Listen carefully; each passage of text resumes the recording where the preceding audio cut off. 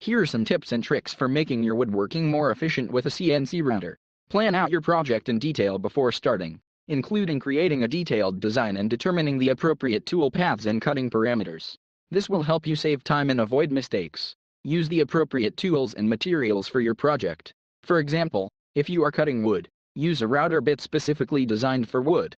This will ensure that your cuts are clean and accurate. Start with a slow cutting speed and gradually increase it as you gain more experience and become more familiar with the machine. This will help you avoid damaging the material or the CNC router. Use appropriate safety measures, including wearing protective gear and keeping the work area clear of debris.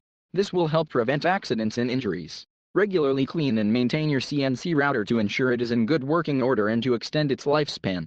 This will help you avoid downtime and ensure that your machine is always ready to use. If you are a beginner, consider starting with a small, simple project to gain experience and build your confidence before moving on to more complex projects. This will help you become more comfortable and skilled with using a CNC router. Don't be afraid to experiment and try new things.